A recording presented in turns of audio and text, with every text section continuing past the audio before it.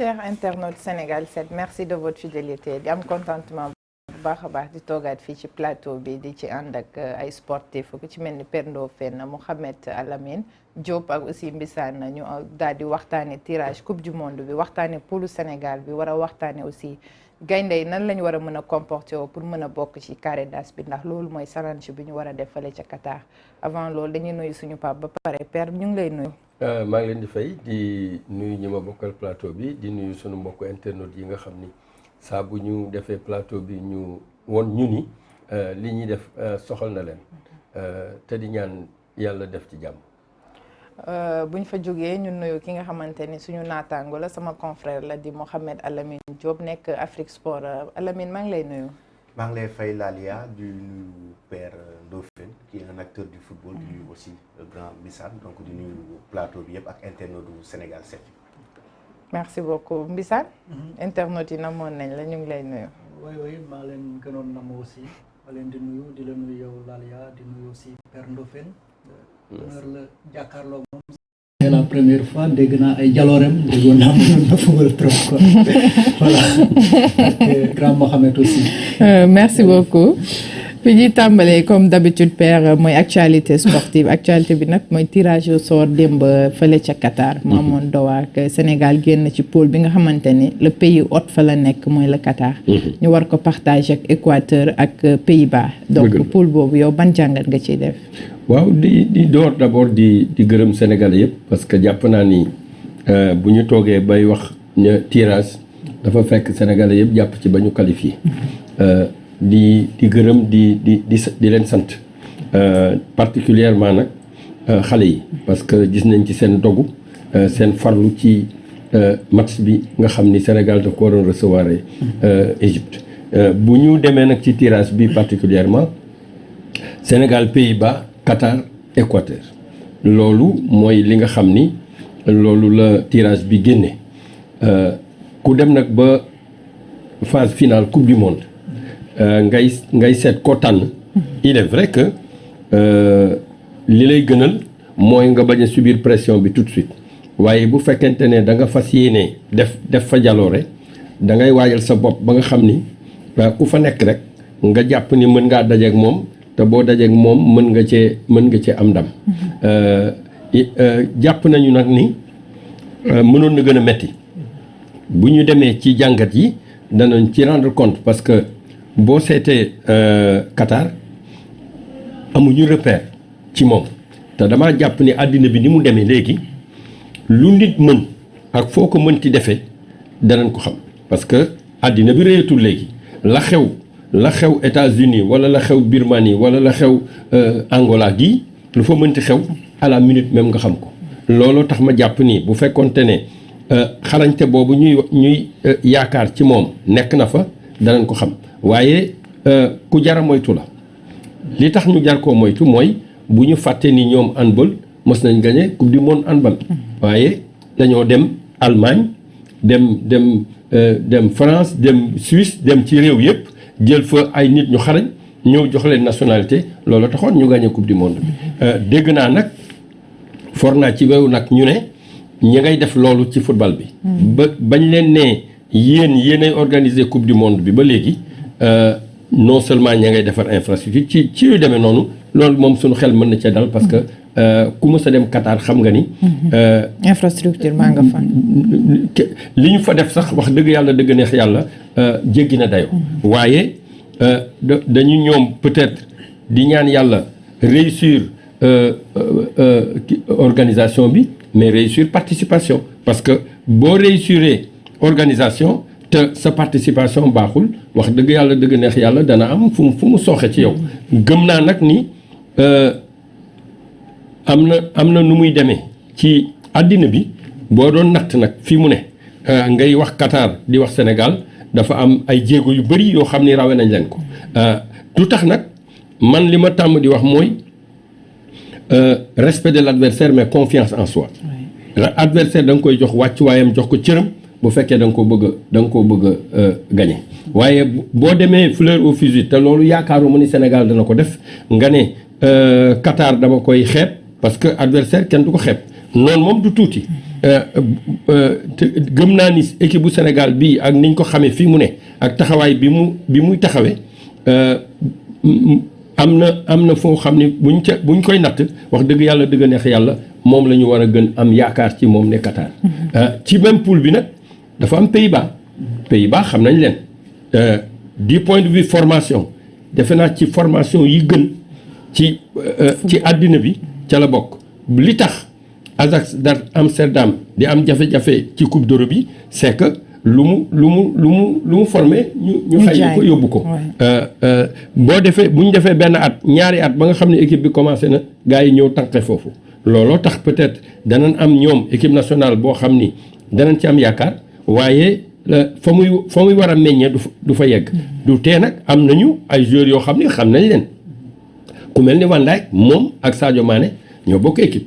ku mel ni ñoom Wijnaldum moom ak ñoom Gana Gueye ak Diallo ñoo bokk équipe donc niveau bi ñuy football war nañoo De Jong mi ngi football Barcelone war nañoo jàpp ni ñooñu am na cër boo xam ni war leen ko jox ñoom itam jox leen seen wàccuwaay parce que avant même tirage yi Van Dijk mi ngi wax Sadio ne ko fexeel ba buñ ñu boolee suñu poule bul jege suñu camp. xam nga loolu commencé na déjà matcham digganteem ak Sadio xam na Sadio xam na ko lii amoon diggante Salah ak Sadio Mané moo am diggante ñooñu may wax noonu mooy Gana Gueye ak Diallo ak Wijnaldum mais d'un autre côté entre Sadio Mané ak Van Dijk moo jàpp ni moom it nañ ko jox cëram cëru équipe boo xam ni mi ngi Europe bokk ci 10 premières nations yi donc kooku ñàkk koo jox cëram mooy waxoo football mu des nag Équateur xam nga football yooyu moom wax dëgg yàlla dëgg neex yàlla am na ñu leen jàppe mooy Équateur ak Uruguay nag ñoo bokk à peu près physionomie c'est-à-dire seen football non seulement bu ñu téyee bal bi dañuy football mais dañuy xeex ba match bi jeex looloo tax ma yaakaar ni poule mën na koo gën a metti waaye nañu jox ñeneen sunu adversaires yi seen wàccuwaay ak respect bi ñu leen war a jox. dëgg la père ñu taxaw ci suñu adversaires yooyu surtout Pays-Bas. parce que nekk équipe boo xamante ni ñëpp xam nañ ko ci football. ñun ñii di ko seetaan yow en tant que acteur sportif nga nekk journaliste di gëstu ci yu bëree bëri. xam nañ équipe boobu formé na joueur bu nekk.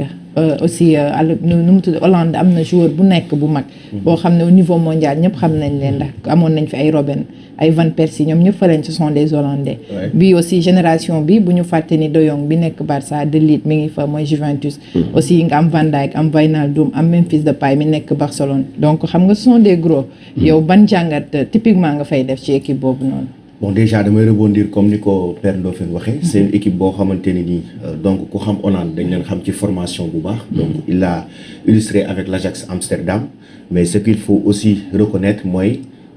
par rapport aux faits et bu ñu focaliser aussi ci statistiques yi c'est une équipe qui n'est pas du tout régulière et constante parce que tey gis nañu li ñu prestation yi ñu def ci Euro bi nga xamante ne ni moom la ñu jugee donc bokk na ci favori yi parce que par rapport à leur effectif par rapport à leurs joueurs qui sont très talentueux Memphis Depay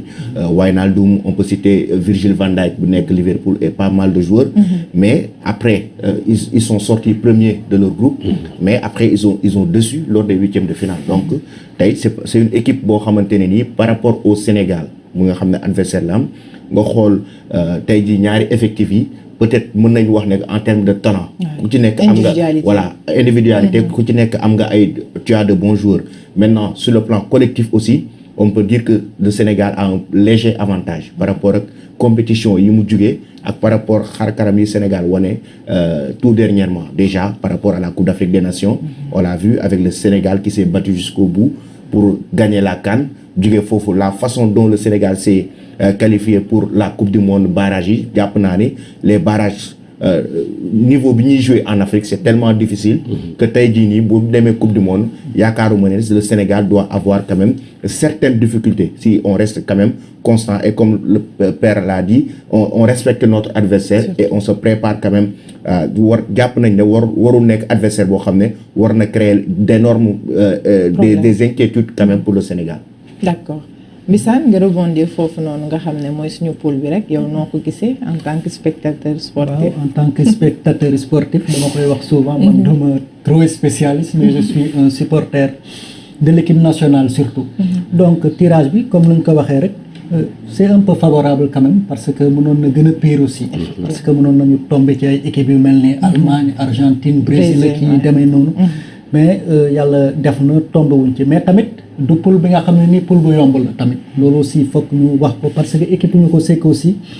booy seet ci classement FIFA parce que sànq vérifié naa classement FIFA équipe yi booy seet en principe da nga naan les Pays-Bas ak le Sénégal ñooy génn. parce que les Pays-Bas ñooy dixième Sénégal au classement FIFA Sénégal 20e. Équateur 44e. 46e donc 46e. donc Qatar 55e. donc en principe sur le papier da nga naan c'est le Sénégal et les Pays-Bas ñooy génn. mais nag ça ce sont les papiers. mais aussi classement FIFA dafa am aussi yenn critères yoo xam ne ni du ko jël en charge maanaam région yi nga xam ne dañ koy football parce que Uruguay ñoom ak ñoom Brésil la ñoom Argentine ak yi demee noonu ñoom ba pare ñoom seen qualification coupe du monde ay journées yu bëri bëri la ñun peut-être mun nañ ne c'est moins de 10 journées mais ñoom c'est une vingtaine de journées maanaam dañuy football compétir lu bëri bëri bëri donc équipe la bi nga xam ne ni c'est à prendre en compte muy surtout l'Équateur parce que tàmm na di ñëw coupe du monde c'est une équipe très combative dañuy xeex di football ba pare en tant que bonne équipe sud-américaine ils savent manier le ballon donc ça moom loolu moom kenn du leen ko dindil Hollande moom ñëpp xam nañ ko Hollande ci histoire football Hollande marqué na ko même bu dee palmarèsam c'est pas trop florissant dem nañ coupe du monde finale 3 fois 74 78 2010 jëluñu ci dara benn coupe d'Europe la ñu mës a jël 88 mais tour baa ngi fi Hollande boo ne Hollande joueur yu bëri day ñëw ci sa bopp père wax na sànq Ajax Amsterdam mais le Barça tey nu muy footballé dafa am ku nekk ci suuf c'était un Hollandais mooy Cruyff moom mooy le père du tiki-taka lu Barça di footballé taw ñoom Xavi Iniesta ak affaire yu demee noonu moom moo ko créé donc équipe la yi nga xam ne ni ñu jar a sóoraale lañ te Qatar aussi tamit bu ñu fàtte ne ñoom ak égyptiens yi ñooyam ay naar lañu am nañ caay-caay et tout donc ñu jar a bàyyi xel lañ mais man je me dis que Hollande bu amee équipe bu baax Équateur doon ay xeexkat ñun tamit am nañ ay arguments yi nga xam ne ni war nañu mën a génne ci poule gi pourquoi pas premier de la poule parce que tey boo ne Edouard Mendy boo ne Kalidou Koulibaly boo ne tey Sadio Mané ñeneen ñi ay Gana Gueye yi demee noonu je me dis que pourquoi pas dañuy ñëw écraser poule bi jàll bu ñu gëmee suñu bopp parce que am na ay valeurs yi nga xam ne buñ ko imposer kenn duñu tey man demeewuma ay objectifs yi nga xam ne ni carré d'as pourquoi pas la coupe du monde pourquoi pas ñu gagné ko en 1992 père ak grand bi mën nañ ma témoigner ay booy lañu woon sur mais 92 coupe d'Europe Danemark dañ ko repêché qualifié wul ñu repêché ko mu gagné en 2010 kan moo gagné coupe d'Europe c'est la Grèce am na des choses yi nga xam ne ni day xew ci football te man équipe bu ma gis ak nu ma leen gisee nu ñu soudéwu ils ont le plaisir d'être ensemble de se retrouver donc yooyu yëpp daal mën naa gëm ne daal mën nañu sori wala sax buñ ko gëmee mën nañu dem ba final waaw pourquoi pas même jël pot bi effectivement papa ñu dégg démb débat yi bëri woon na ñuy naan waruñu enflammé wu waruñu naan ay favori lañu wala mënuñu considérer suñu bopp que ñun ñoo gën ci poule bi mais je pense que ni loolu yëpp ce sont des sentiments yoo xam ne d'infériorité la nit xam nga li nga yor ndax équipe bu mag buy dem compétition xam na lim mën ak lim mënoon kon jàpp naa ne bu ñu ñëwee ba tollu foofu ñun en ce moment ci ascendance bi ñu nekk xam nañ war nañ mën a dóor kii wala kële après li ci des nag mooy lii xew diggante 7 mois bëri na ñaan yàlla blessure bañ a am ak loolu voilà mais loolu la bëggoon